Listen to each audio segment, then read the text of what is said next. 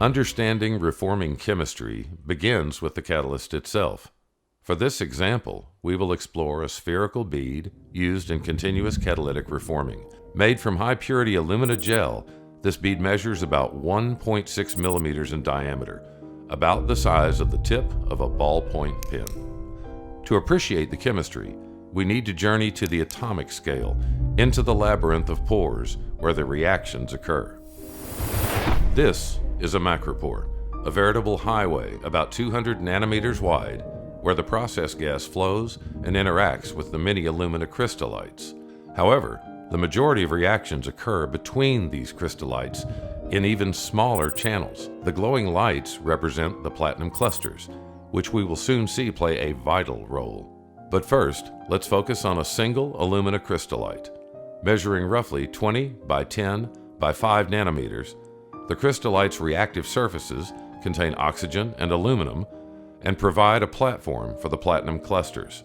Adding water to the process feed forms hydroxyl groups, or acid sites, which increase logarithmically as the water concentration is increased.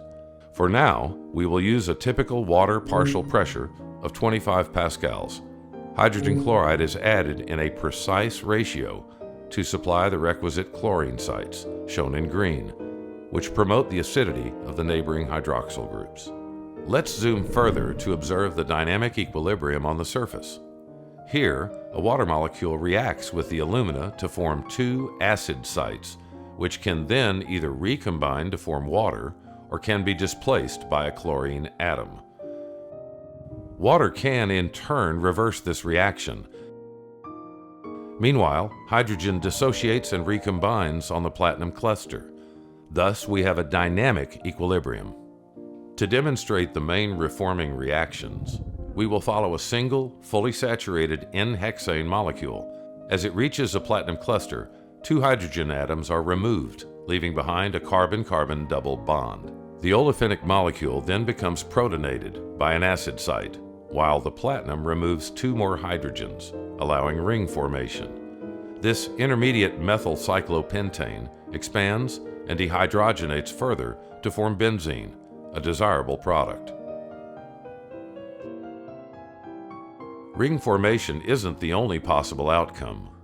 The same olefinic molecule can branch through a protonated cyclopropane mechanism on an acid site. Subsequent hydrogenation yields a saturated 2-methylpentane, another desirable product. Before leaving in the product stream, this same molecule can undergo unwanted side reactions. In this case, it becomes dehydrogenated before encountering an acid site, where it cracks into two propenes. Cracking isn't limited to acid sites. It can also occur on a platinum cluster. Here, n-hexane becomes triply bound to the platinum, which then severs the terminal carbon, forming methane and n-pentane. Looking back at the various outcomes of the n-hexane molecule, we first saw it undergo dehydrogenation on a platinum crystallite. From here, it can undergo ring closure and expansion to become benzene through a methyl cyclopentane intermediate, or undergo branching to form 2-methylpentane. These desirable high-octane molecules can crack on either acid or metal sites, forming less desirable low-octane molecules. Other hydrocarbons undergo their own array of transformations, relying on the vast surface area of the alumina gel and the delicate balance between acid and metal functions.